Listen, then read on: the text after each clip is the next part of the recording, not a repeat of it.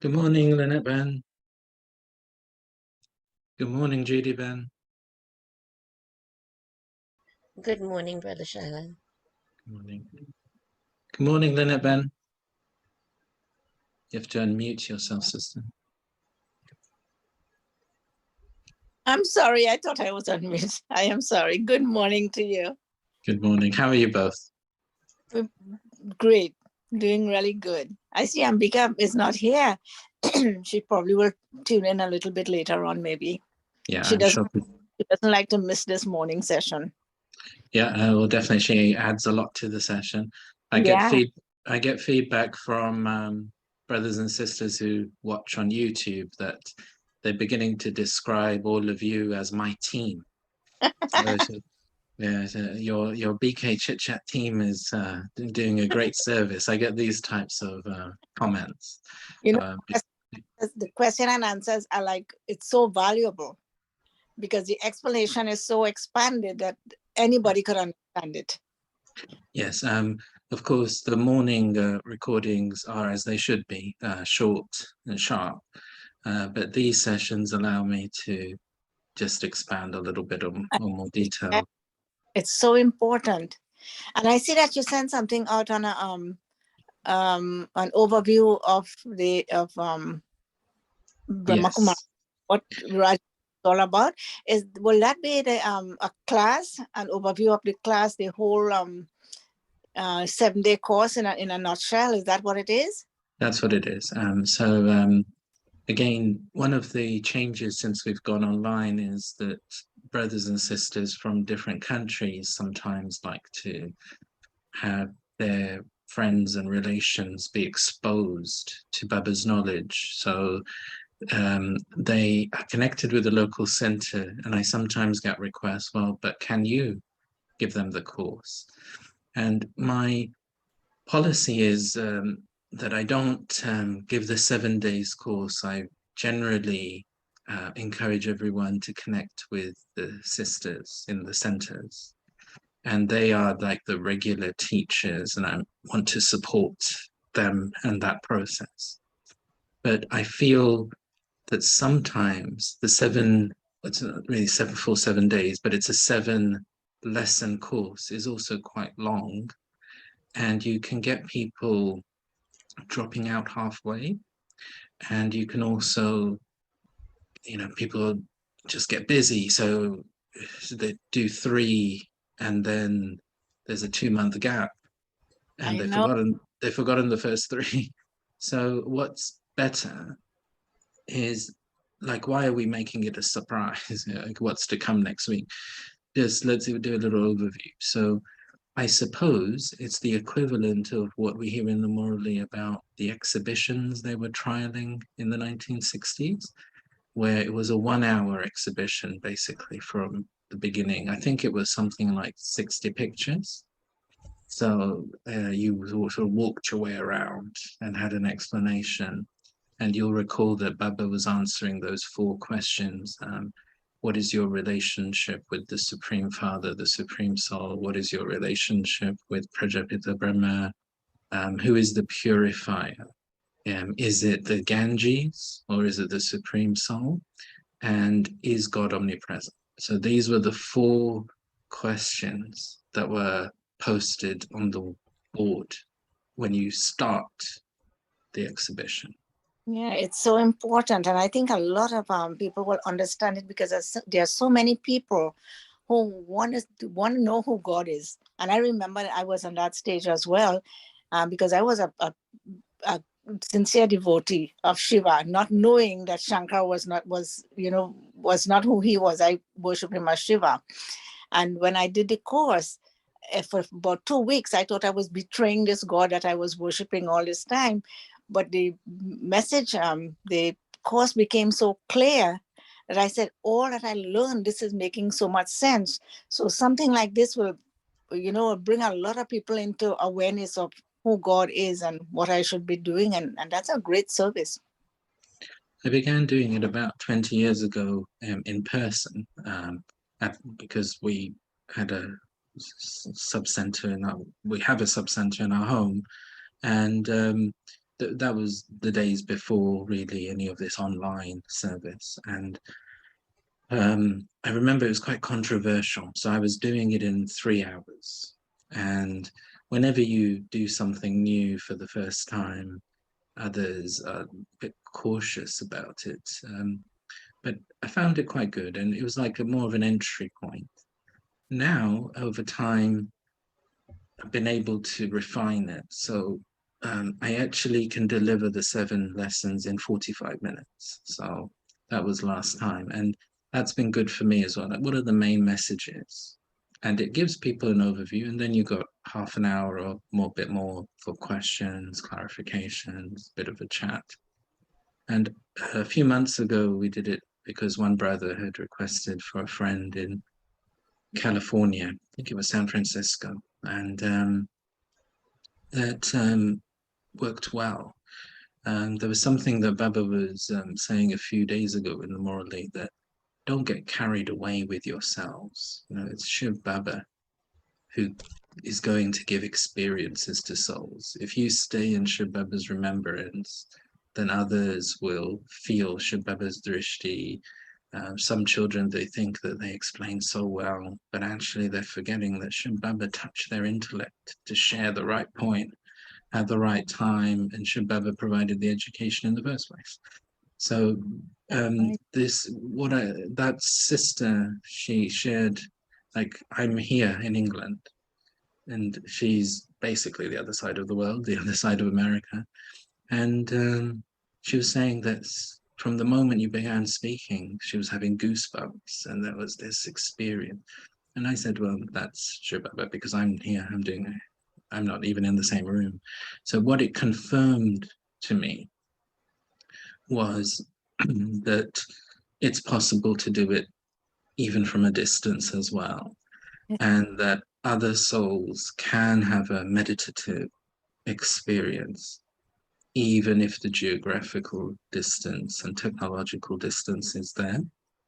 So hence, I think 2 or 3 times a year, we'll build this into a program.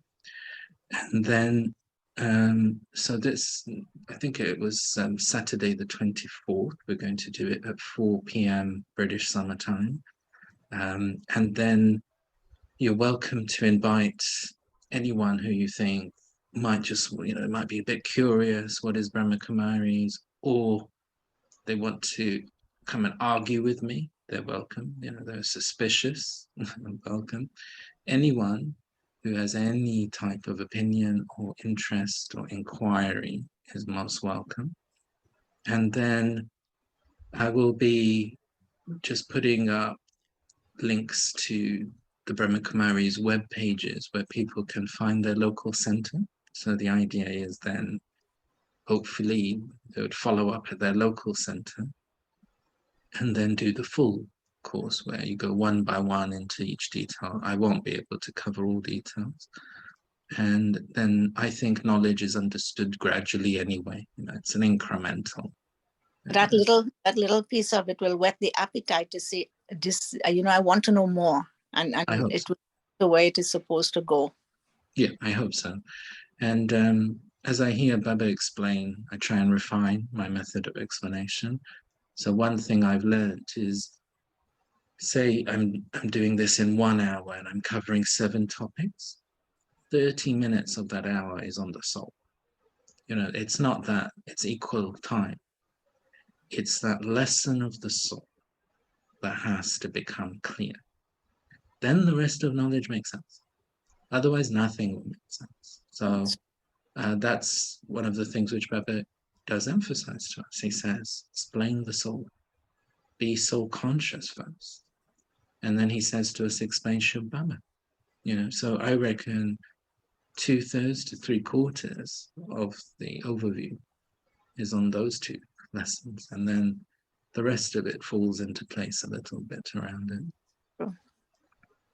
So yes, everyone's welcome to that one. And good morning, Ambika Ben. Good morning, Juliet Ben. Great to have you here as well.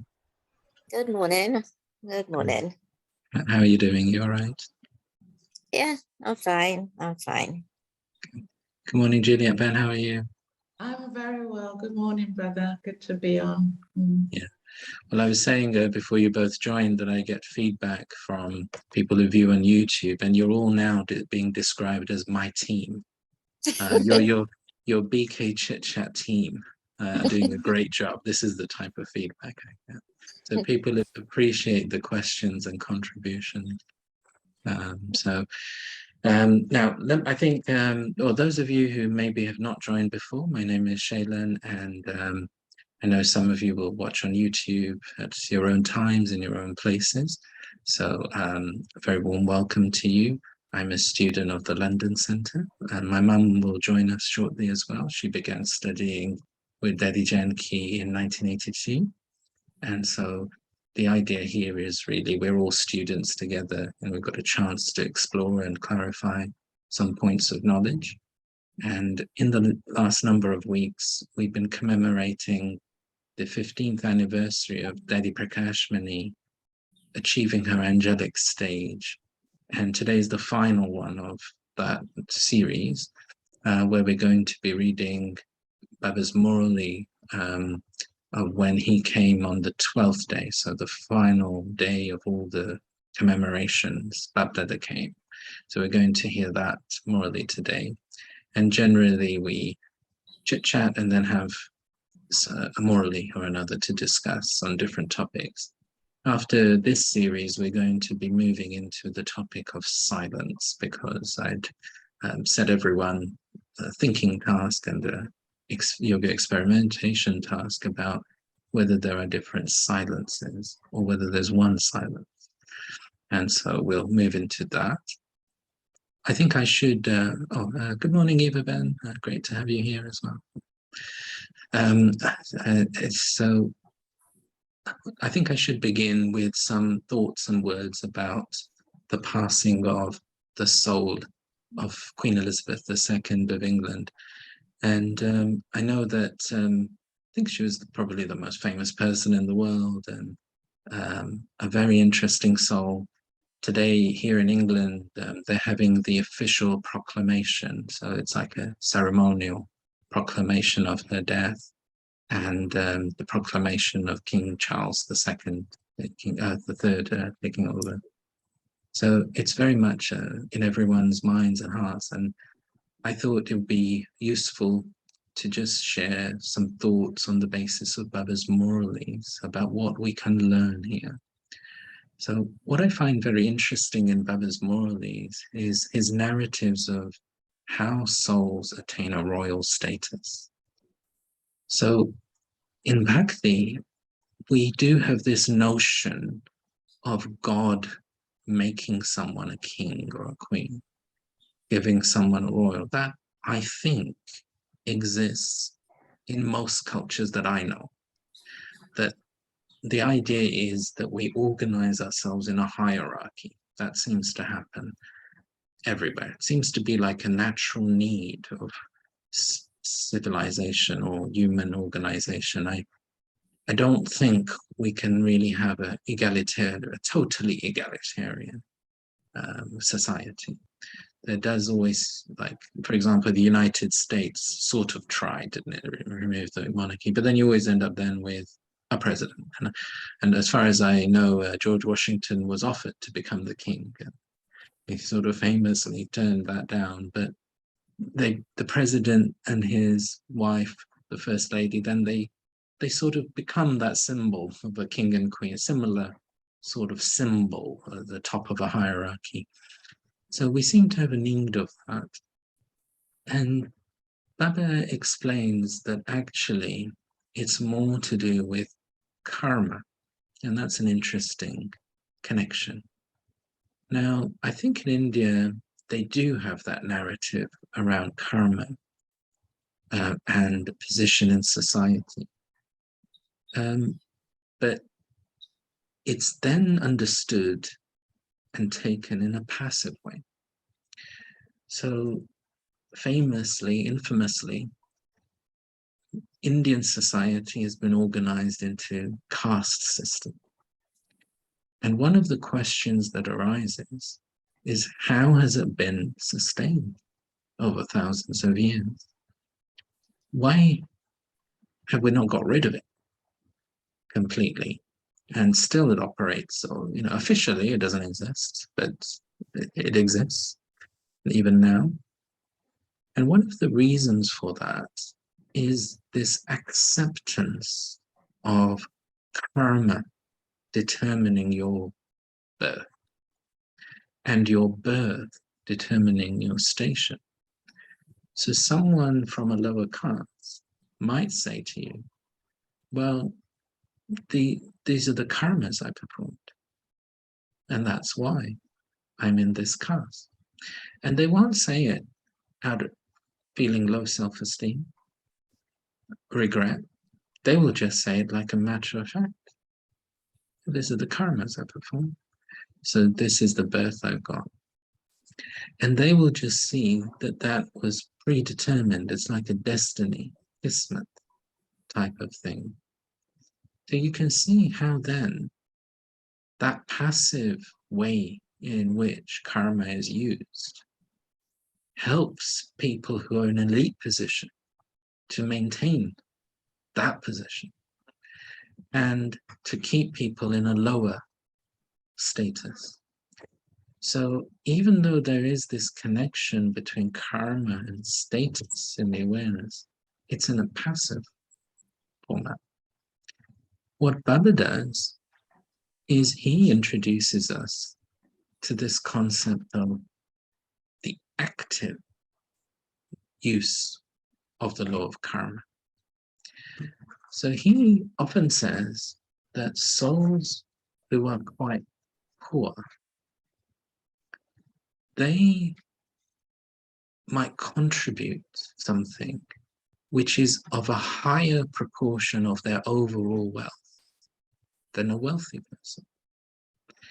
So for example, if a poor person doesn't have any money, but they have a loaf of bread and they share half of their loaf of bread, they've basically given half of everything they've got there. So Baba says that that would be the equivalent of someone who has $2 million giving $1 million. And so he makes this comment, and it's been captured actually in the Bible. There's a very famous line that I think most people will be aware of, that it's easier for a camel to pass through the eye of a needle than for a wealthy person to get to heaven. I'm sure many of you have heard of that saying. And so what Baba is saying is that because karma is determined in proportion, and if you're sacrificing, because someone who has just one loaf of bread, half a loaf is a big sacrifice. Actually, if I've got $2 million, $1 million, I've still got $1 million. It's not that much of a sacrifice, actually. So I'm not in a precarious position, even if I give away $1 million. So Baba says all of this is taken into account when we're getting the return of karma. And we look around our societies and we see marvelous souls, don't we? Marvelous acts of community service. I mean, every second of every day. Most of our communities are not run, in fact, by even paid officials, are they? I mean, most of it is done voluntarily, really. And people helping strangers. If that didn't occur, then where would we be? So looking at these principles, I was reflecting on the soul, because we are soul conscious. So we look at the soul of Queen Elizabeth. And I think, well, that soul has been the queen for 70 years. Does that mean that the soul in their previous life continuously performed some charitable acts for 70 years? Is that how it works? Because you get in history, many kings and queens, they're like a king and queen for a very short time. You've got some that like they're a king for an hour and then they die in that way. So, you get all sorts of different dynamics, don't you? And Baba says that all of those royal statuses are proportionate to the karma that's performed. And so looking at that soul, I'm thinking perhaps that was a soul that didn't just perform charity for a short time, but maybe for a very long time in their previous life. Then they also have been blessed with long life and generally quite good health. In fact, I think most of us thought that the Queen would reach 100 years old because her mother was, she left her body in 2002 at the age of 101. And the Queen also had a fairly disease-free existence as well, not just a long life. And Baba tells us that all of these categories of karma are separate categories. So in order to have good health, you actually have to accumulate in the account of health. So he says someone builds a hospital, they get good health in their next life. Then you look at education. So he says that's a separate category as well. Someone opens a school for the poor, they'll have a good education. And of course, if you're born in the British royal family, you got the best tutors, you're going to the best schools, you're going to the best universities. It's all part of the package of being a royal. So that soul is not just a royal, she's got the good health. There have been plenty of kings and queens that have had poor health. She didn't. She's had a long life. She's then had a great education. And it makes me think that this was a soul that didn't just contribute with wealth, but it looks like she ticked all the boxes in her previous life. Under the Constitution, the monarch of the UK is also the head of the Protestant Church, the Church of England as well. That started off when the UK broke away from the Catholic Church during the time of Henry VIII. And so the idea was that the monarch of England doesn't have to answer to the Pope. There's only God above the monarch of England. So the Queen is also, or was also, the head of the Church of England. So there as well, that suggests, so Baba says that devotee souls, they of course create karma within their faith. Someone is a Muslim, say a Sufi Muslim, they're going to have a certain mosque that they belong to, certain tradition, they're going to contribute there. Someone is a Mormon, someone is a Methodist, like they're going to contribute to a particular type. So the karma is often created with that community, with that religious community. For example, someone might look after a particular religious building. If you go to any religious building, you find wonderful souls who are volunteering, looking after that building, keeping it going, many things like that. Otherwise, those buildings don't exist. So it suggests that the soul of the Queen probably performed all of these charitable acts within the context of the Church of England. It's very direct karma with England, isn't it? And also with Scotland, she left the body in Scotland, with Wales. So there's a suggestion, there's an accumulation. Each of them have their own churches as well, but all part of the Protestant church.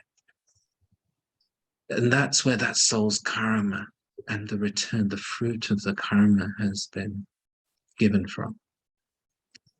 So as I reflect on this soul, I'm thinking about the lessons of the law of karma that Baba teaches us, that this soul must have performed to have then created such a great role. And it makes us think that Baba is saying, I will guarantee all of this for all of you for 21 lives, for an entire half a cycle. And not in the Iron Age, of course, even for the Queen, in the Iron Age, everything becomes a mixed experience. Oh yes, she also accumulated in relationships. She had a marriage that lasted 71 years or 73 years. I mean, that's a remarkable achievement. Famously, kings and queens are encouraged to be promiscuous, aren't they? I mean, they're not, kings and queens are not often symbols of healthy marriages throughout history, but there you had that. I think she's a multiple great-great-great-grandmother or something like that. So also in relationships, she accumulated and was blessed with a big family like that. So we can learn a lot, and it illustrates, okay, it's in the Iron Age. Okay, it's only for one life. But it helps us to see what's possible through the law of karma and helps us to understand what Baba's offering us and why he says to us, you've become so ordinary. That if you'd really been using the law of karma very actively, oh yes, one more point, that he says that even if you perform charitable acts, but you've got some percentage of selfishness, so you want some praise in this life, you want some recognition, then you get it in that life, but it's raw fruit. You haven't let the fruit ripen. So it looks like the soul of the Queen let it ripen because she got so much fruit for the whole of this life. And so it suggests that she didn't eat the raw fruit. This was a soul who performed selfless act, probably incognito charity, rather than someone who wanted to show, look what I did, look at me. It looks like that soul didn't do that. So we can learn. This is what Baba's saying. Baba multiplies everything. So for us, he's offering it for half a cycle. And he's offering it in the golden and silver ages. So it's a much bigger return. But he's saying, look at her life. And look what you are now being offered as an inheritance.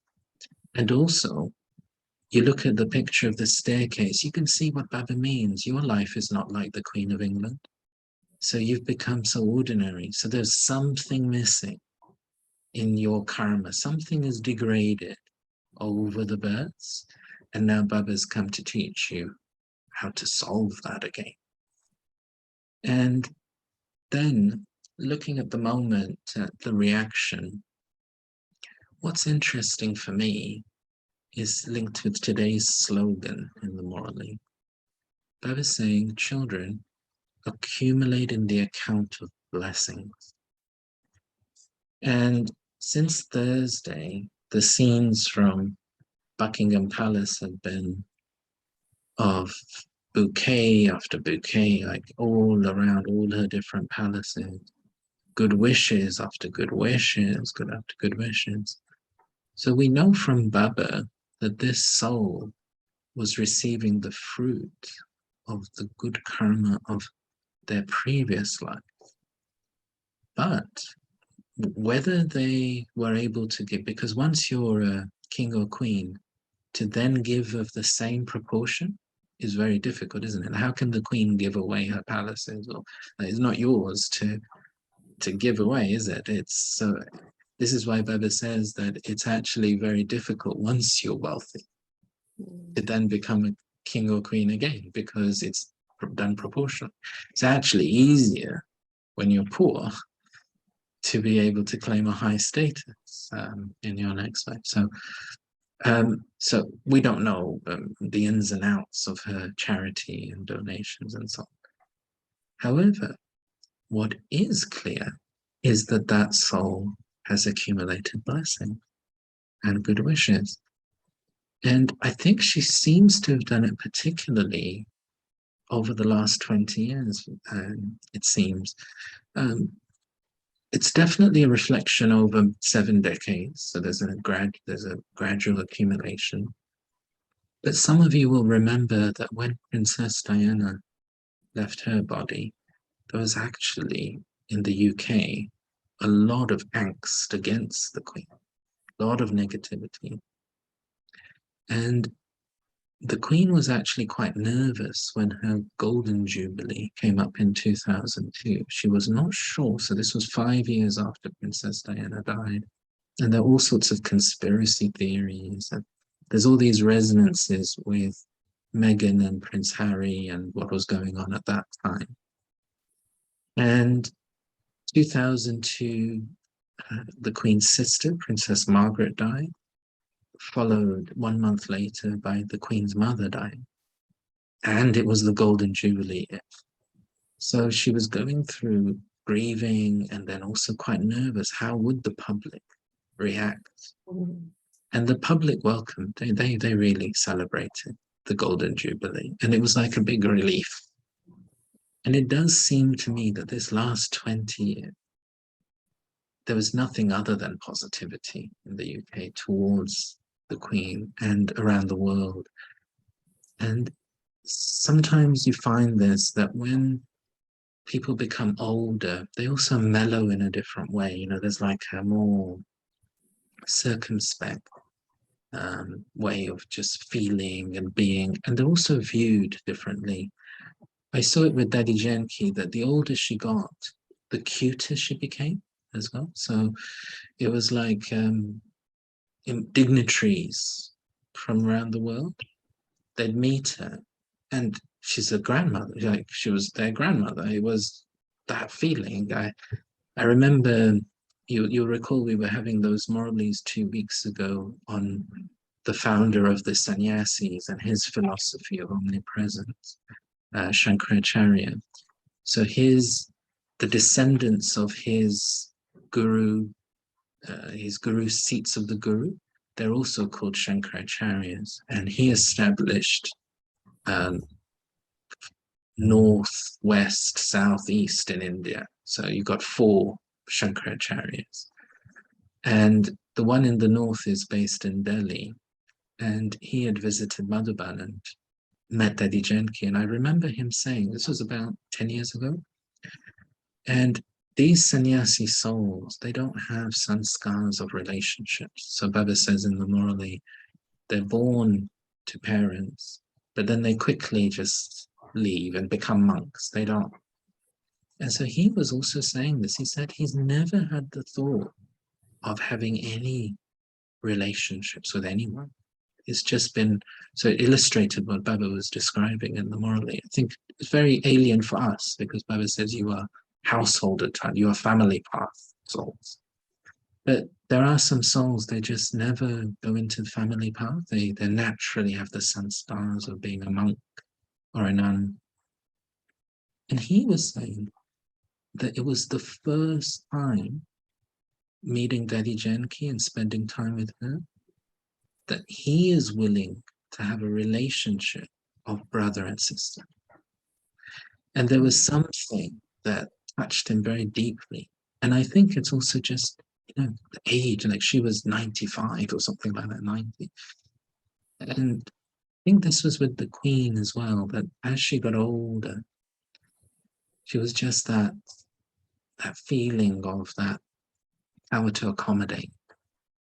And I remember Tony Blair saying that the one thing he knew, because under the Constitution, the Queen was the head of 17 countries still. I mean, most countries, they became independent and often decided to become a republic or other such settlements. But I think Jamaica, for example, I think it still has the Queen as the head of state, Canada, Australia, places like that. So under these constitutions, the Prime Minister of these countries meets with the Queen weekly, or the monarch weekly, for about 30 minutes. So the UK Prime Minister would go to Buckingham Palace every week and have tea with the Queen on a Wednesday. This was the system. And just brief, so I saw yesterday that the current Prime Minister, she just took over on Tuesday. The final picture we had of the Queen was her giving the blessing, really, for the new Prime Minister to take over. And she met King Charles. It was their first time as well for both of them doing it, and they had their first audience, called the audience with the monarch. And what Tony Blair was saying was that in politics, you don't trust anyone. You cannot trust anyone. Anything you say to anyone, it will be leaked. It will be used against you. So he really valued that tea, that weekly tea with the Queen. Because one thing you knew was that whatever you told the Queen, it went nowhere. She was not going to tell anyone anything. She had this power to accommodate. And listening to the Prime Minister of Canada, Justin Trudeau, he was saying a similar thing as well. That's what he's going to miss, having this confidant that when you've got the burdens of being a Prime Minister, just to be able to share with someone who you know will never betray your trust. So I think that she accumulated these layers of blessings. And I was listening to Souls describing how even though she had this big role, she was really very good at, whether it was in her family or like in a court, you've got thousands of people who are playing one role or another. And if someone needed a rest, she would just organize for them to go to one of the castles and just have a little break. She would just always be thinking of well-being. And I was listening this morning to people saying that the one thing the Queen didn't like was when everything was just perfect. She liked the imperfections of human beings. So she would always love it when something went wrong, because when you're like royal ceremonies, you're doing them all the time, and everyone wants everything to be perfect if the Queen is coming. So she loved it when it wasn't perfect. Something went wrong. And then afterwards, she would always want those stories to be told in the speeches. She didn't want people just putting a show, putting a face on things. What's the reality of being a human? That's where she was. So what I find interesting is that this soul, as a queen, was eating the fruit of the karma they performed in their last life, while also accumulating a huge stock of blessings that the soul will carry, and it will shape their next life. And only Shri Baba knows where that is. But those are my reflections from a knowledge perspective on the soul of the Queen and the many learnings we can take from that. Would anyone like to share anything? Just very quickly, you were saying how the more a soul owns, the more difficult it is to give away 50%, for instance.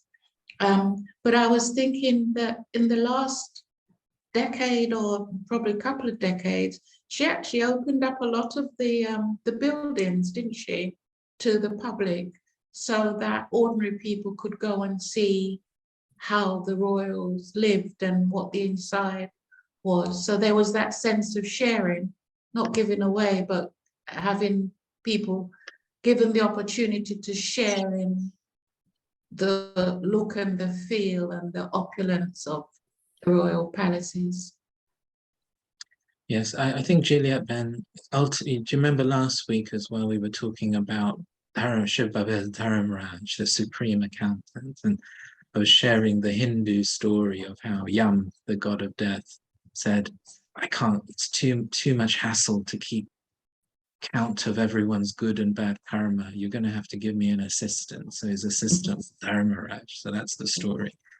And I think ultimately we don't know how much each soul does, in the good and bad. But I think you're probably right. We can't judge.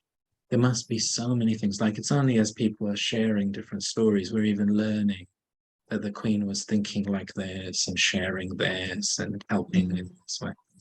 So Baba would know every second. This is how marvelous Shiv Baba's intellect is. He knows every second of every soul's role throughout all the ages. And he's able to remember it all and relate it all. And that's remarkable. So I'm sure you're right. There's many things there that we don't know. And Benjamin wants to No, she opened up because wasn't it people complained that they are spending so much money flying using helicopters and they are not contributing for taxes and things. This is when she was advised and she did it. But they charge people for the bit. And also her Windsor Castle caught fire. Yes. The people helped, so we don't know exactly how, But this was the reason she opened up, so people. But I think the spirit that she has, the spirit of generous, that's the point. And also that she did begin paying taxes etc. So what you have is that she had this power to adjust. I think that there's this certain powers and qualities that we also have to learn from. The power to accommodate, the power to adjust. That she understood that for the monarchy to survive, it has to adjust. Mm-hmm. And so all of these, like you suggest, the examples you've given, other things, if she took over in 1952, now Ranjanben was 7 years old. She came to the UK in 1963. It was a very different UK even when you came. Mm. But did you, when you were in Tanzania, did you sing the anthem and things like that? She came to visit our school, so we all had British flag, like they do now in Jamaica, and we see same. Did the Queen actually make it to your school? Yeah, she went around, but then suddenly she had to go because that day the message came that she has to go. That's why she went quickly. But we did like they do even now in schools in Jamaica and other places. I watched on the news whenever. Yes. Yeah, so if we think the Queen took over in imperial times, and Ranjanben was born and brought up in a town called Mwanza, which is on the south side of Lake Victoria. And then on the east side, you've got Kenya. And so then she'd gone to Kenya and then flown back quickly that time. So if you think what the UK was like 7 years after the Second World War, there was still rationing, I think. And how much adjustment is needed in order for things to be sustained. The power to tolerate. So I think we can see the 8 powers also in that soul's life. Thank you. Would anyone else like to share anything? Mom Shanti, I was thinking when she left the body, how much sorrow there would have been in the world with sorrow for that soul, because there have been a lot of love for the Queen, no matter what has happened in the past years. And even in Trinidad, because we're still part of the Commonwealth, when she came here, there was so much appreciation for that. And I think she must have visited about twice. But when she left the body, countries around the world, that's to say, the power of that soul around the world paid their respect by the lowering of the flags. And she, for me, because she had to be a really important and royal soul, because Baba even referred to their royalty. And for us as Brahmins, you know, I saw it as an example of what royalty, because in her behavior and how she carried herself, that, because Baba refers to it herself, the Queen of England will not behave in this way or so, you know, so for that to be even referred in Baba's Murli today, so give us an example of what really royalty is. Ours will be obviously in a higher level, but at least a taste of what our life should be like, or we carried herself, that is.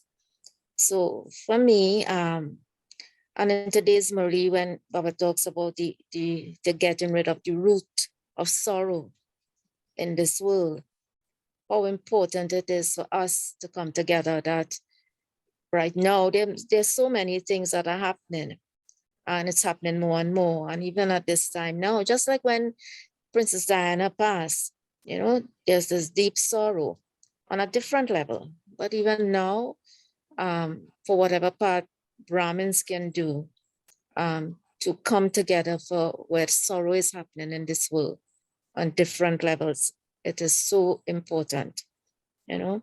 And what I thought of as well is that while in giving charity, because whatever it is we do with the power of yoga, it is going out there and those vibrations. And equally, where our mind go, where our thoughts go, when it is waste or when it is negativity, equally it is going out there as well. For me today was a reminder of how it is we use our thoughts, you know, the type of actions we perform, how important Baba reminded me today of that. Om Shanti. Thank you, and thanks for reminding us of some of the points of today's Murli as well. Yeah, I totally agree, and it's interesting, isn't it, how also we have a subconscious symbol, you know. It's like certain people have always been there, and so suddenly they're not there anymore. And subconsciously, there's a big change inside of everyone. So you get that role, you know, there's a role, and Baba says that, look, you are the souls to whom temples have been built. So your symbolism lasts throughout the whole of the path of bhakti. You are the souls who are worshipped as goddesses and gods, and throughout the different civilizations, those symbols have been very important. But they're also saying, where are they? You know, where are my gods and goddesses? And so there's a sorrow inside of the devotees that their gods and goddesses have disappeared. And Baba's saying, that's you. It's not that you've disappeared, it's that your stage has disappeared. And you've now got to accumulate that stage back again, because there's a need for souls to be supported and to have their gods and goddesses back again. And what we do is then we make other human beings like replacements for those gods and goddesses, because we can't find our gods and goddesses. So then we project that onto people, whether that's royalty, whether that's gurus, whether that's... And Baba's saying that actually everyone's looking for all of you Brahmins. They're looking for their angels. So Prince Charles in his speech yesterday was quoting a line from the Quran. I don't know if most people knew that I'm going to quote it incorrectly, but may groups of angels take you to your rest, something like that, you know, may groups of angels fly and take you to your rest. And that's a line from the Quran. I thought it seemed very spiritual, not that he's not a spiritual man, but I thought it seemed out of character. Right, unusual, yes. I felt so too. And they actually used it during Princess Diana's funeral. And it was made into now I've forgotten the name of the composer, Benjamin Britten or something. There's one of the British composers of the 19th century. He had actually used this line from the Quran to create a piece of music that's part of British classical music. And that was played during Princess Diana's funeral. So actually, Prince Charles was being quite multi-layered in his speech. He was also signaling to his sons that he was thinking of Diana yesterday by using that line, because they would know exactly where that line comes from. And he was connecting that.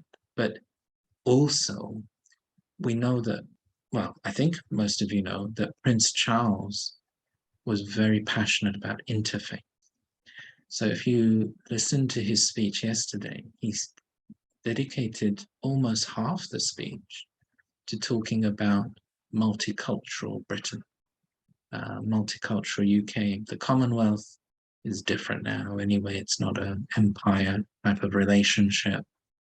But even in the UK, I mean, the Commonwealth is here, isn't it? I mean, that's the UK population. It's no longer as white and like monocultural as it was when the Queen took over. It's a very different UK. So what he was signaling was that he would be a king of multicultural Britain, of multi-faith Britain. So Charles, in fact, spends quite a lot of time with interfaith leaders, Muslim Council of Britain and things. And this is how he met Dadi Janki. So he met Dadi Janki first at a function. So I was actually there. I BK's volunteered to be part of the different stalls, and it was a program occurring in Birmingham at the International Convention Centre there. And I think it was the anniversary of one of the Prince's charities, I think. And BKs were invited to have a stall. So I was living in Birmingham at that time, and I just went along to help. And I think Sister Maureen was there, maybe Sister Janki, and the Prince was going around meeting everyone. He met the BK, knew the BKs. Then Dadi Janki was invited to come and speak at one of his interfaith programs. And Dadi had this style where everyone, like when you're addressing royalty, your Royal Highness, the Prince, my lords, lady, that's how you start. It's like an etiquette. Dadi Janki was not going to follow any rules. That wasn't Dadi Janki. So she just started, my sweet brother. And of course, it's such a surprise to everyone else. But Dadi was a natural. All the daddies, they were just naturals. And as far as Dadi was concerned, she's not interested in people's titles and positions. This was Shibaba's time, my sweet brother. And so she just began like that and addressed him all the way through as my sweet brother. So he found that fascinating, and he began to remember his grandmother, the Queen Mother. So he felt in Dadi, and this is what I was mentioning about Dadi, as Dadi became older, people just saw her as their grandmother. And so the Prince then invited Dadi to come and have tea with him at, it was either Windsor Castle or might have been another one. Where did they live? Clarence House. His grandmother's house. And so that was actually handed to him. That Clarence House, St. James's Palace, where the Queen Mother that lived, and she handed it to Prince Charles. So he moved in to where his grandmother used to live. So he's very, very close. He was closer to his grandmother than even to the Queen. So Daddy reminded him of the Queen Mother. And so they had tea. And I remember Daddy coming back from that, and what she found the most amusing was, you might have seen when there's the changing of the guards outside Buckingham Palace, and they have the soldiers in their big furry black hats and things. And as she was, as the car was going in, she was looking at it, and they're not allowed to move. They're just, and Daddy just couldn't help but burst out giggling as she saw them. She said, "That's not a job, that's like punishment. You just got to stand there without moving all this time." She didn't think that was a good job at all. And you just got to wear that big silly hat and stand there all that time. So I remember her coming back and just giggling away in the class. But she had this great affection for King Charles that she felt he was just a very good soul, And his aide or whoever, his secretary said, nobody's allowed to do this to royalty. But you know how Daddy used to say, and she said with a lot of love that you're going to do such a good work and good, she gave him a blessing. You don't point your finger at royalty, but Daddy was just, my sweet brother, you're going to do some really great work. But it's very common in Bharat. I mean, with us Indians, sometimes but when we have love and we have something, then we go like that. Our elders always went like that, and with love. So we understand what it means, but you can't do that. But he said it's, there was so much love, and so Prince Charles is, otherwise they would get offended and they would give a warning or whatever.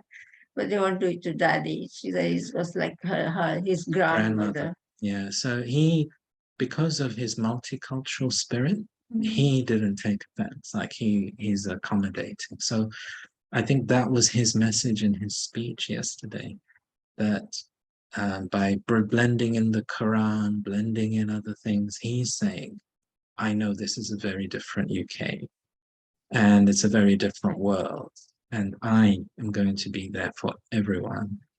And he's also very environmentally friendly. He was well ahead of everyone else, wasn't he? His messaging around the climate and naturalness and so people thought he was mad in the 1980s to be talking about these things. So we need a monarch who's going to focus on the environment, don't we? So I've no doubt he's going to bring those things in. Eva Ben, you've come on the screen. Did you want to come in? Yes, Shanti. I noticed that people are concerned about the new king's reign, because they, looking yesterday, the presenters were a bit subdued about what the new rule would be like as compared to the Queen Mother. It would be somehow different. And with the new team coming in, there will be some differences. And he is, well, you'd seen him hug a tree, I believe. So he is quite environmentally known to have this interaction with nature. But in saying that, looking at our Brahmin lives, we're talking about now the Maryadas. I think the way the royal carried themselves out, the royalty, they've been taught this. And what's nice about it is now in our Brahmin life, we're getting taught this, the codes of conduct. And I think that's, comparing the two, it's something that we are fortunate to have. I agree. So I think that's right. And this is for us, like, as you're saying, these are like mirrors of the future, giving us a reflection of what the future is, what God is training us for. We look at it with the third eye of knowledge, don't we? And I don't know if everyone is aware that Brahma Baba, before knowledge, he based his business in Calcutta, and Calcutta was the capital of British India. It was created by the British entirely.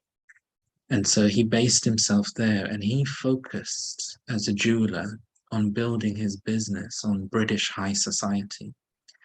So the Queen's mother, her name was also Queen Elizabeth, but she was like the wife of the monarch rather than so she was a queen consort. And she did actually come to Brahma Baba's home for dinner a few times, for lunch and dinner. So Baba does have this connection with that royal family from before Shri Baba's knowledge. And he did provide some of the jewelry that's gone in there. And when Dadi Nirmal Shanta, who was Brahma Baba's daughter, visited the UK in 1977, they took her to the Tower of London where the crown jewels are kept. And she did notice one piece that she'd seen before. And she identified it as made by Dada Lekraj, her father, Brahma Baba. And she said that Brahma Baba's practice was whenever he made a new piece, he always felt it was good luck if his children used it first before he gave it to a customer. So for a short time, they were able to just try it on. And of course, if you're a young girl and you've got a lovely piece of jewelry that's going to go to a queen. This was playing music. It was the first of a kind playing music. It was a musical bracelet or something. Bracelet, something like that. And so she noticed it. And then they just inquired with whoever was in charge of that exhibition there. The Tower of London is a museum in London now. And she sort of passed on, and they passed on that message, and it actually did reach the Queen Mother, who was around then. And so the Queen Mother invited Dadi Nirmal Shanta to come for tea. She remembered them. And Dadi Nirmal Shanta, of course, she was in her white dress. So the Queen Mother said, "Oh, I remember you all in beautiful colored dresses when you were children. Your father was so generous, he would never let us leave without eating first." So she recalled that. And so Dadi explained that she'd become a sannyasi now. So that's why she was in plain clothes, and gave some introduction. And when Shri Baba had first come, Baba's big interest in pictures. So he had initially had the picture of the cycle made, and then the pictures of the tree, so in the 1940s. And when the picture of the tree, the design had become finalized with Dada Vishwa Ratan, who was in his early 20s at that time, Baba said, right, I want 10 of these made in 4 days. So he sent one of them to the Queen Mother, so the Queen's mother. So he sent one to Oxford University, one to the Queen Mother, one to Mahatma Gandhi, one to Churchill, I think. So Baba actually did send the picture of the tree and the picture of the cycle to the Queen Mother. Do you remember we met? You came to our home. I've just had this discovery of knowledge. And here's a picture with English writing down the side, explaining. So there is a connection. And then Dadi Janki, meeting King Charles as well. Then so, it's an interesting interaction, isn't it? There's one comment that Baba makes in the Murli, that there's a connection between Christ and Krishna, that the Christians end up ruling India at the end of the Iron Age.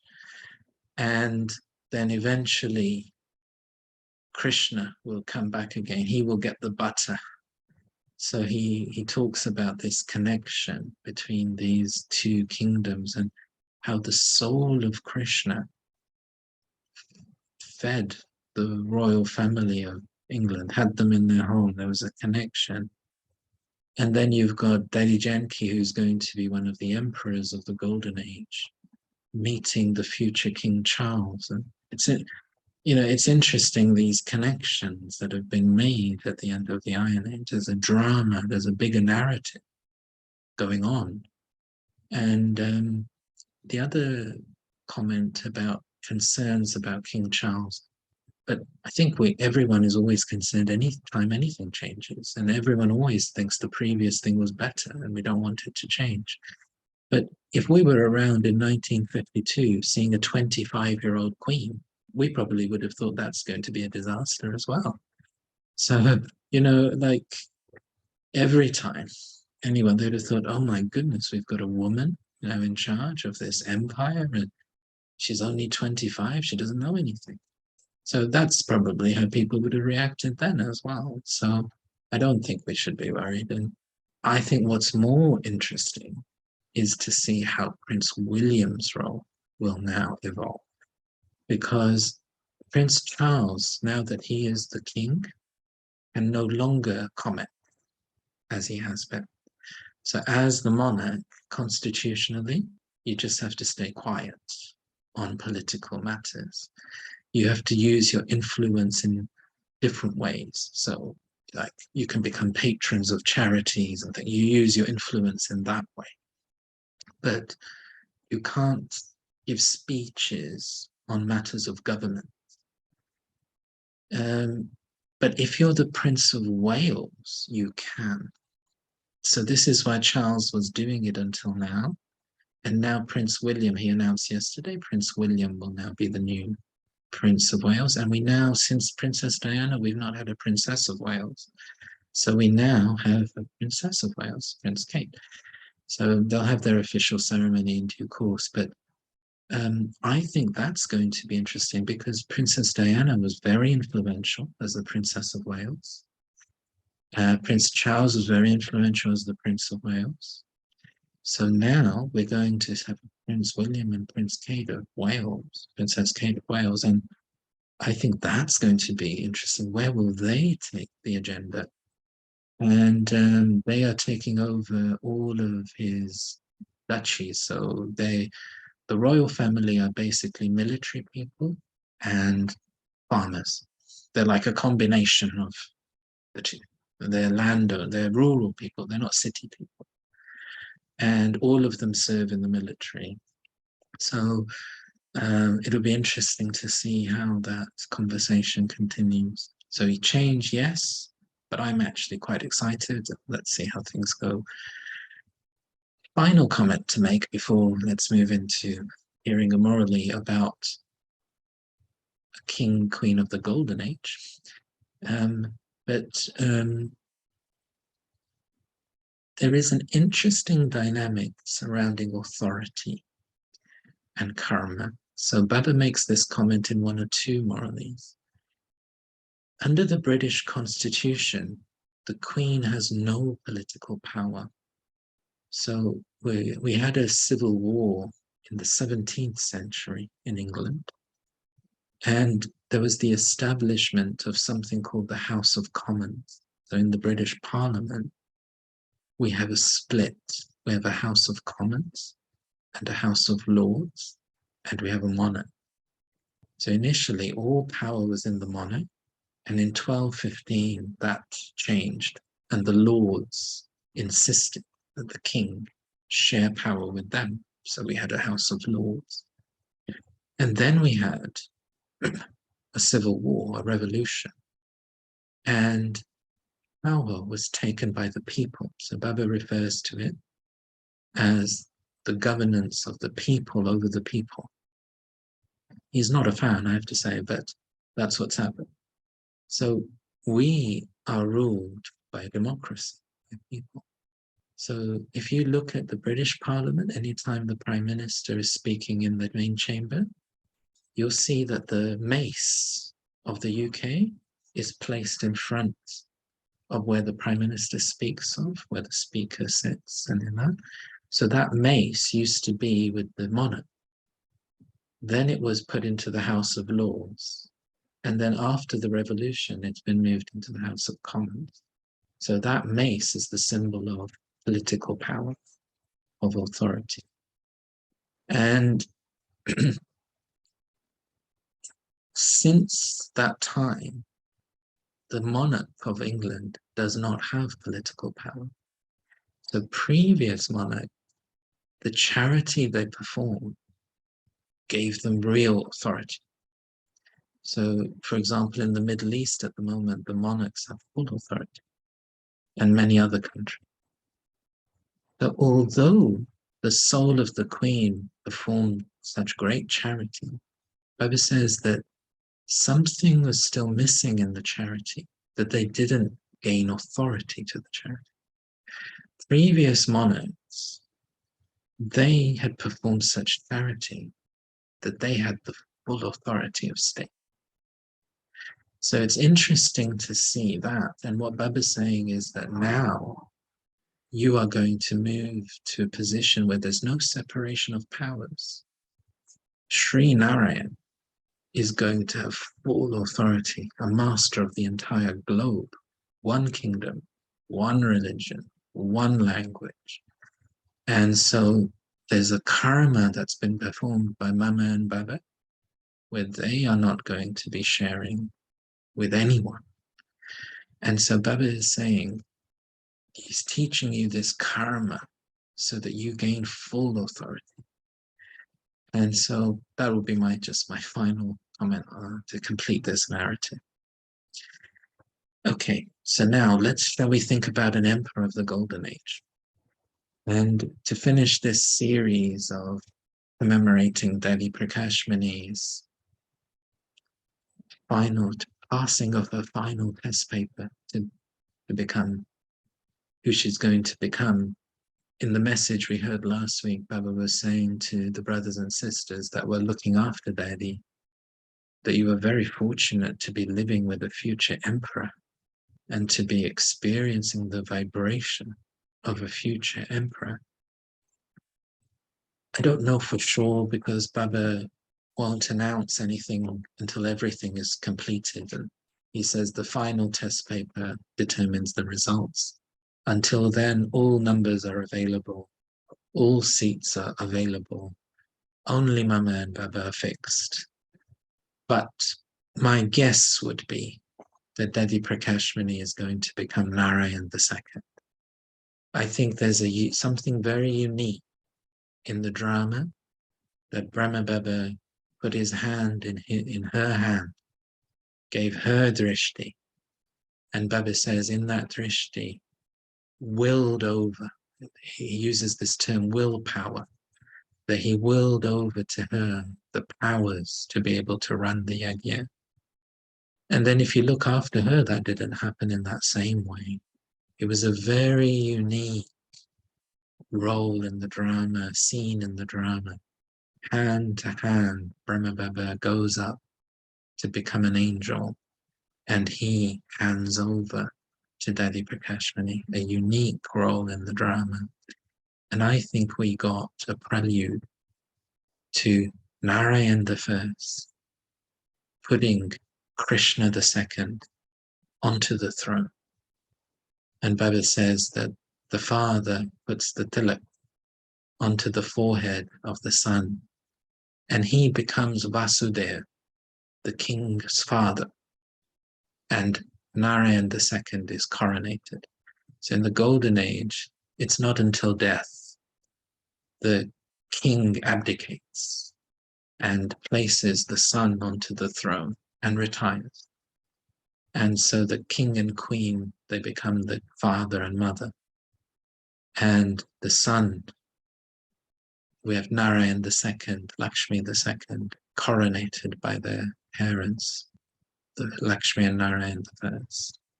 And I think that's a prelude. I think this is a unique soul, the soul of Dadi Prakashmani, handing over at Confluence Age, I think is a prelude of handing over in the Golden Age.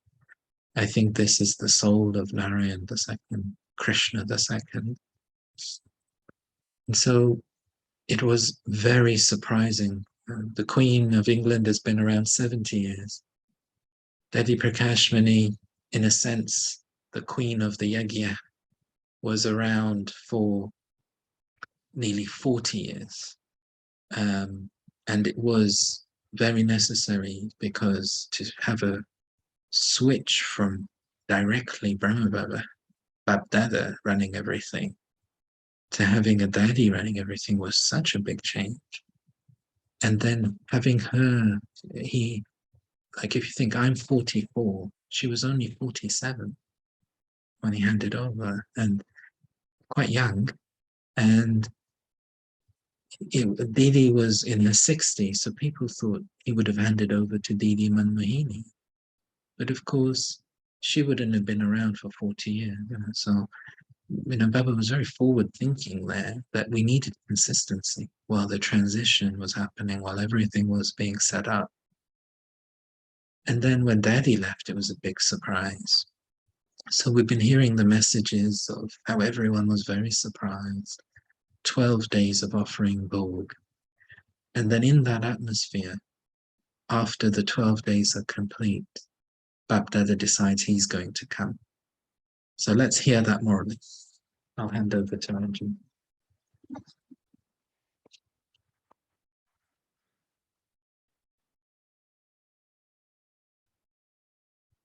There are many more messages, but we'll see from time to time. There's from different sisters, and there are, means a lot of them. But after this Murli as well, there is a message. This Murli is like, it's the 13th day on the 6th of September. And so it's in Avyak Bhakti, it's in the Murli form. And then at the end, Dadi Gulzar related the message. So, Om Shanti, good morning to all. This is the Avyak Bhakti, and the date is 6th September 2007.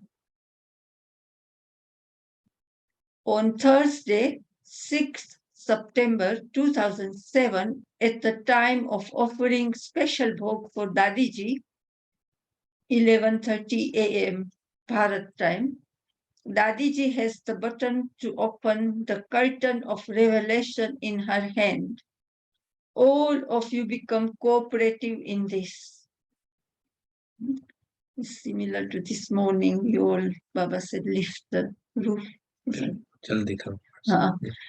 Today, Bap Dada, the Lord became present when the children, who are the masters, invited him. Bap Dada sees every child as the crown on his head. Bap Dada saw that the beloved Dadiji of all of you, because of her own desire, while staying in her Nir Sankalp Samadhi, it is NIRSANKALP, Nir Sankalp, SAMADHI, Samadhi, her contemplation of staying beyond any thoughts. And her sadhana, SADHANA, spiritual endeavor, with her own desire to experience doing fast, unlimited service like the Father, and in order to experience the stage of being a companion, a detached observer, and equal, reach the Father in the subtle region. Together with that, all of you also experienced that from the beginning until the end, she had altruistic love and made spiritual endeavor of being beyond any sinful thoughts, and was beyond any situations and praise and loved by all. This impact of her life and the vibrations of pure love spread everywhere in this land and abroad, naturally and easily, without any effort and without any speaking of it. Even without being called, the zeal and enthusiasm is emerging naturally in each one's heart to give a response of love. This is the visible impact of the stage of being loving, cooperative, and equal. In Dadi's life, there was just the one thought. Now we should spread the sound of the Father's revelation as quickly as possible. So, revelation through the revelation of Dadi, the first chapter, the short chapter of the revelation of the World Spiritual University and of Bapdada has begun. The question has arisen in the mind and in the hearts of everyone who sees you. Who are these people? What is this spiritual university?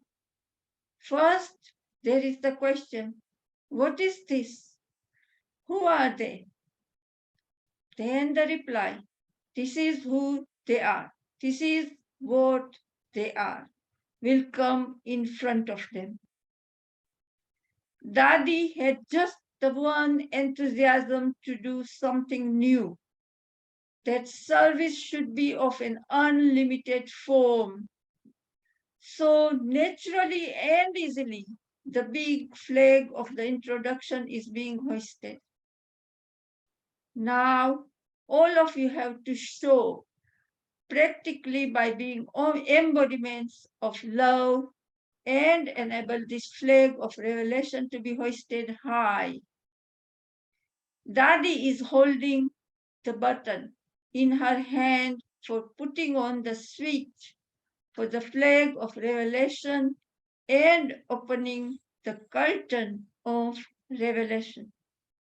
So, all of you are companions in this, are you not? You have a lot of love for Dadi, do you not? So, Dadi became ever ready and free from attachment with her own desire. And everyone was standing in front of her, but nevertheless, the image that was free from attachment flew away in such a way as though Dadi followed Father Brahma.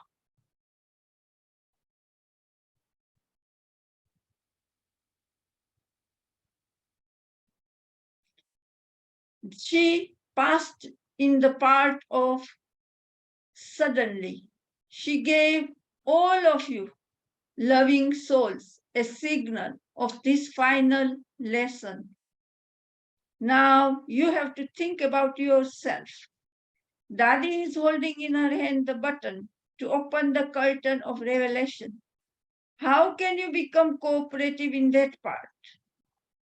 It will not take time to press the button.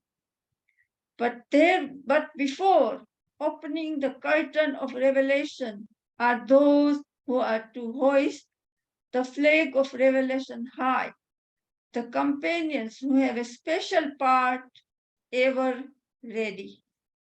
Now, do not think that you, residents of a center or residents of Madhuban, are limited servers. No. You are the ones who have a special part on the world stage. Now, together with the revelation of Dadi, the vision of the whole world is on all of you. The vision of the souls of the world is on all of you who are called Brahma Kumars or Kumaris, whether you are young or old, whether you are an instrument for any task. Even if you are an instrument for a small task, the vision of each one is on you. Do you feel that you have this much responsibility on you? Or do you look at the seniors the seniors know. The power of the gathering is required for this. This is a spiritual fortress. Every brick of the fortress is responsible. To believe yourself to be a Brahma Kumar or Kumari means that you are a soul who is an instrument for the revelation of this spiritual fortress. Every brick of this fortress is responsible. Whether it is brick at the bottom, a brick in the middle, or a brick at the top. If even one brick shakes, it influences everything. So, you have love for Dadi. But what is it that Dadi loves? Bap Dada saw that in return of Dadi being an image of love, she has received unlimited love. However, what is it that Dadi loves now? Dadi says, put aside the things of yesterday. Don't even think about the things of today. But now you who are going to raise the flag of revelation high, show your complete form of a high stage.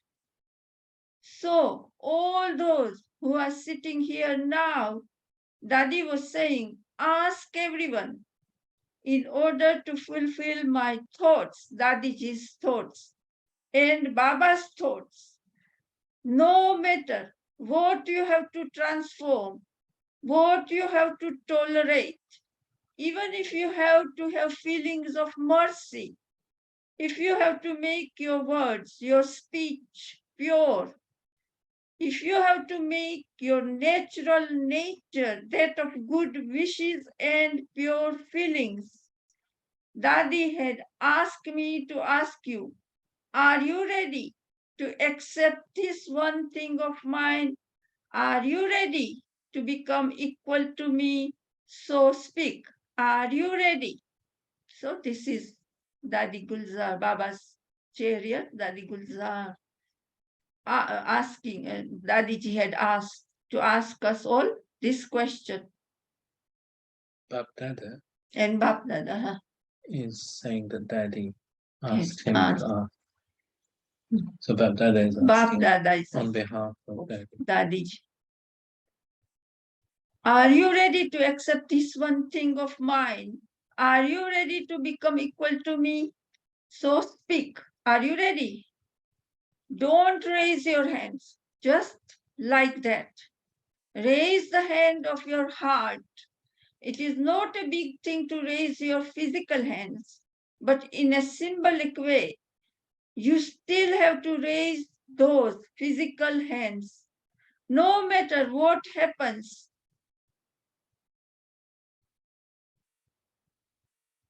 I have to change. You have to change and change the situations.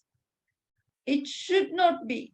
This one is like this one is like that, this one is doing this one is doing that one will like that, but that one will be like that. But what do you have to do? You have to become equal to Dadi. Do you not? Dadi demonstrated this by working with so many for so many years.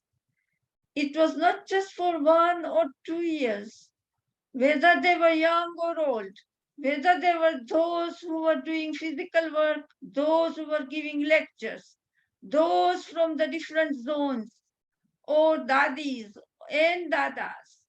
She became free from attachment. Did she not? Did she remember anyone at the end? Did she? You were standing in front of her. If anyone had any awareness, that life force would have appeared. You experienced that she remained a goddess of peace. She showed having equal feelings, elevated feelings, and the practical form.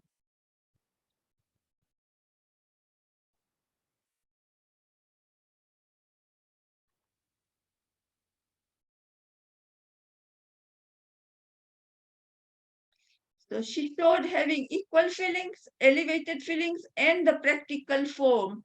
No one else has ever renounced their life force in this way. All of you were standing around her and seeing that she was going. She was going. This was the first example in the history. Bap Dada was in her heart, but in the corporeal form, all of you were in front of her. No one else has taken leave in this way. So, did you hear what you have to do now? Did you hear? Did you listen with attention? Did those sitting at the back hear? Acha. Those who feel that no matter what happens, no matter how much you have to tolerate, you have to transform yourself. Raise your hand. Is it a firm, strong hand, or is there a little fluctuation internally? It should not be. We shall see. We will try. Bap Dada says no. You are not those who say that you will see about it sometime in the future, are you? Is it like that? Baba says no, or everyone must have said no. So Baba says, very good. Your message was given to Dadi. Dadi says that she will specially come and have a heart-to-heart conversation. The love and feelings of all of you are so clear in front of Dadi that it is as though it is visible just ahead.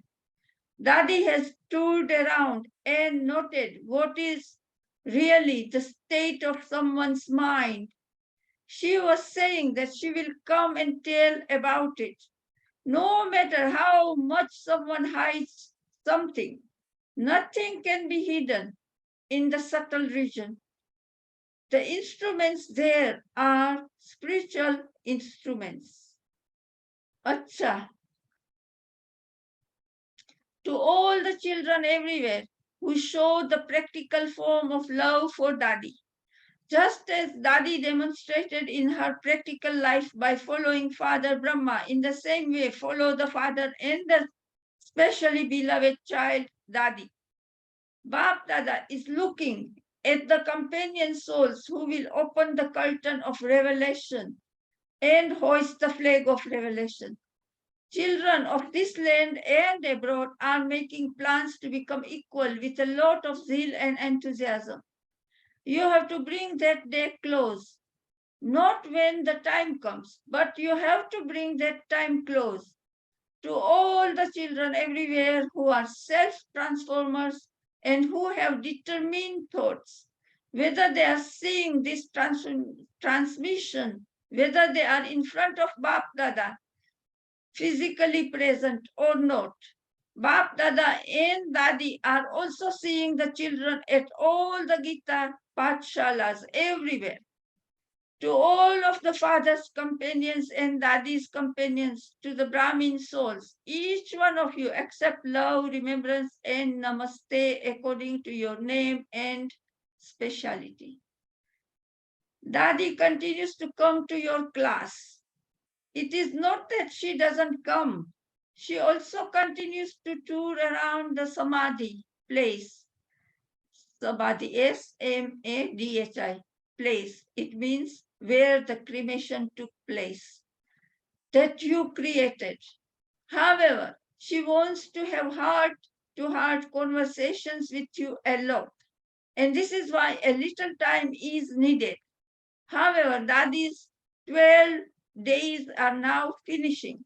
Dadi is having to play a special part in the corporeal world for name's sake in order to carry out a special, unique, and lovely essential task.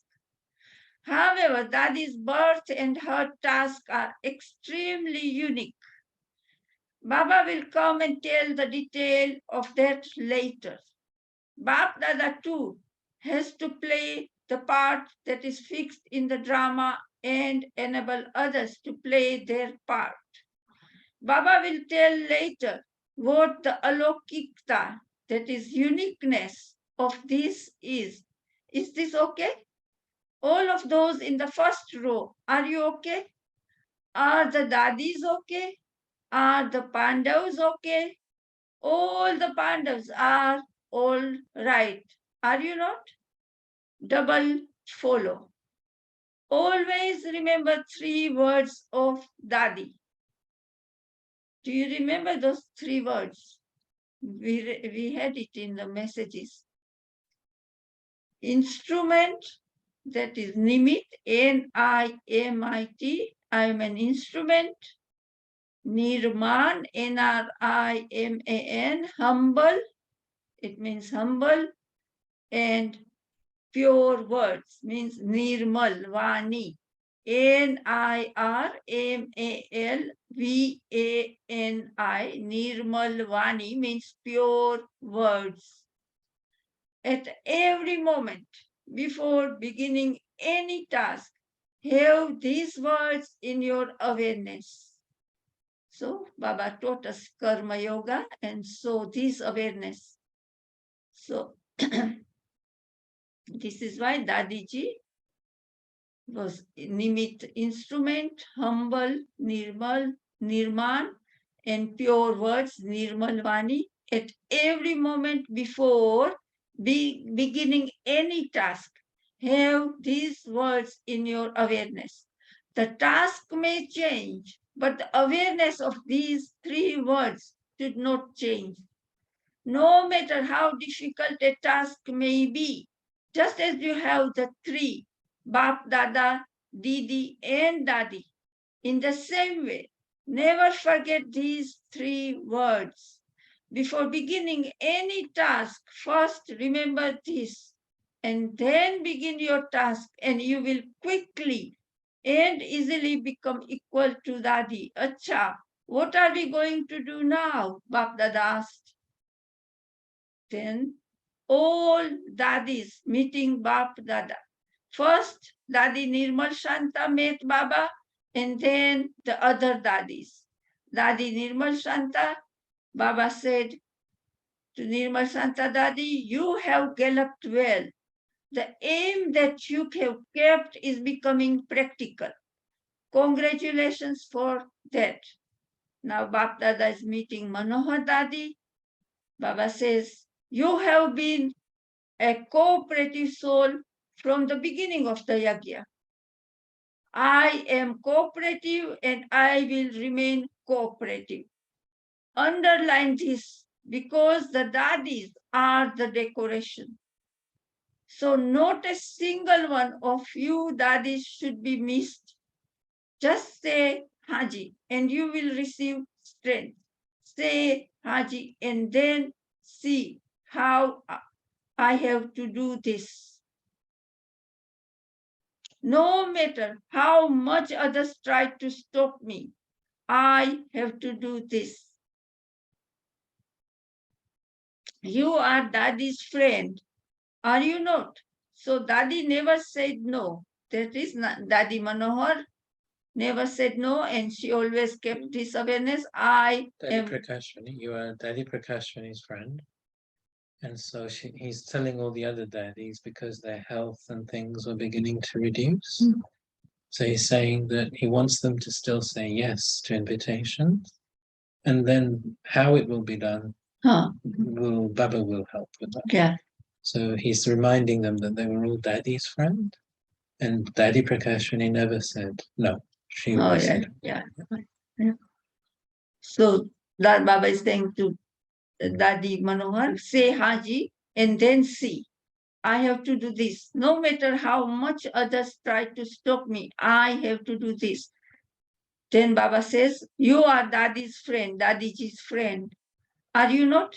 So Dadi never said no. Dadiji never said no. In every task, she said, Haji, Haji, just do the same. Now Baba is meeting Ratan Mohini Dadi. That is the only Dadi present at the moment in Shantiban. So you all see her from time to time. So Ratan Mohini Dadi, you are an all-rounder.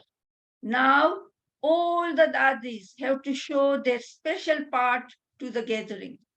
Everyone's vision naturally goes towards the Pandavas and the Dadis. You are doing and will continue to do. It is good. What will the Pandavas do? Now Bab Dada are asking Pandavas, what will you do? All three of you come, that is Nirver Bhai, Ramesh Bhai and Birij Mohan Bhai. What do all three of you now have to do? Three words were Dadi's speciality. Young and old, all used to feel that they belonged. Out of everyone, Dadi gave the maximum feeling of belonging to everyone. These Dadis are also like that, but this was Dadi's speciality to a greater extent. So the duty of all of you should also be like that. Means give the feeling of belonging to everyone. The duty and meeting of all of you should be such that everyone feels that you belong to them. They should experience the feeling of belonging, not just those who are performing a duty.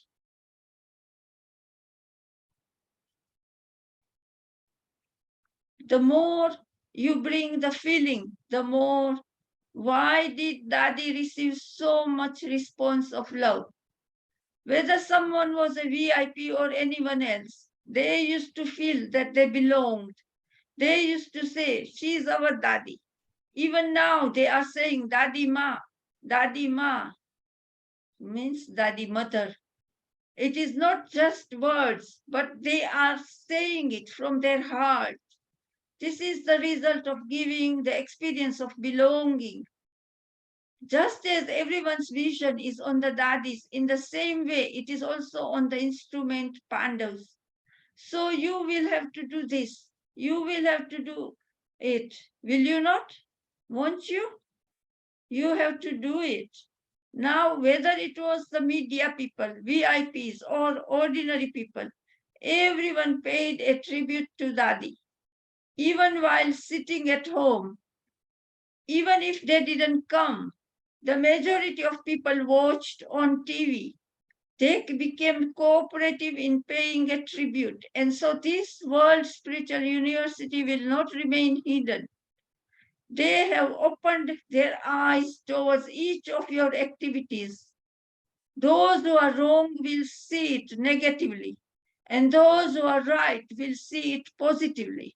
But their special eye is now on you, together on you. According to that, all of you together will have to create a powerful atmosphere at all the places, because Dadi has brought you into the vision of the world. Firstly, because of the lady who has to become the president, Mrs. Pratibha Patil, that, you know. She was the governor of Rajasthan, and so she had gone and met Baba, and then she was going to become the president, the first woman president of India. And she helped a lot in, tourism and changing the railways, everything, whatever Dadi said will be convenient for her. That's why there's so much modern and now. How much more is left? Maybe there's quite a bit. Yeah, we'll stop there. Yeah. Shall we read shall I read the message or no? We'll stop there. We'll stop, yeah, because there's a message as well. Do you want to share any reflections? Well, isn't it accurate? I mean, that is this current, soul of what is happening now in the royal. There's so much similarity, and that's what they were asking in English class as well. And Sudesh was saying that there's so much similarity, but of course our Satyugan there's a lot of difference. But I think Maureen Ben was in contact with, and probably she might have gone. That's why they had given a photo of Queen Elizabeth, I think of her coronation, and they had it on Thursday on the table, while offering it. And that's why I think he must have mentioned, I think Prince Charles, somebody gave it to her. And that's why they're saying the angels are carrying you. And so I think but there's so much similarity. So I spent the last 2 days at a conference at Oxford University on social outcomes. It's one of the topics that we teach in the course that I lead at University of Birmingham. And one of the professors who's based at Harvard University was giving one of the keynote talks. And she was explaining that leadership and achieving things for people is very much based on how do you use power. And so she's written a book where she's encouraging leaders to be aware that they're going to need to use humility in their leadership, because power, otherwise without that humility, and they themselves are going to need to create structures to hold themselves accountable. So she said that if a leader really wants to succeed, they're going to need to do those two things, almost working against the power that they have if they want to be successful. And when we hear these bold messages these last number of weeks, and just now hearing Baba directly, this is the message that he's giving, that what is this sign of successful leadership? What Dadi Prakashmani managed to embody was this humility, that how do you combine having great power, having great authority, having great influence, with being humble, with giving others the feeling of belonging. And that is a unique ability, isn't it? Because it's so easy to just get carried away with your own power and then to begin imposing. But the type of leadership training that Baba's asking us to take ourselves through is, no matter how much you've got to change your own nature, change your own self, you do need to embody these qualities. You're going to need the power to adjust. So as a leader, not that everyone else has to adjust to you. You're going to need the power to adjust. Not that everyone has to accommodate your nature. You're going to need to accommodate. And he said that Dadi Prakashmani was able to do this. If you think how many centers she must have been in the start, there were 400 of them. And then she was living amongst several thousand in Madhubad. She's always had to live with many different personalities. So you're saying that she didn't just do this for a couple of years. She did this for decades. And she did this everywhere, with everyone, just adjusting, giving a sense of belonging, accommodating. And she did it over and over and over. And so it didn't make her weak. It made her powerful.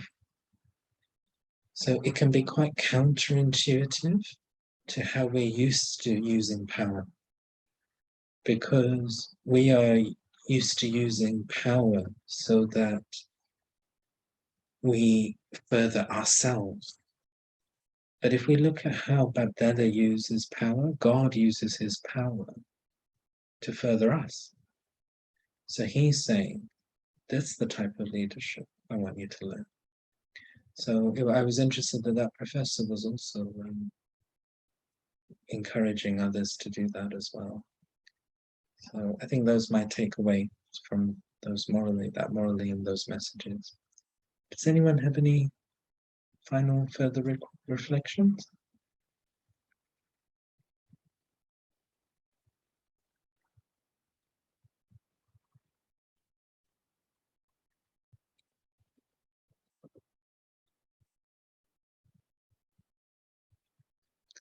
Okay, let's stop there, and I think it's been a good series for us to go back over Dadi Prakashmani's qualities and feel her presence and continue to, as Baba said, you've got to keep her in front of you as well as Bab Dada and think about the qualities that you need to inculcate.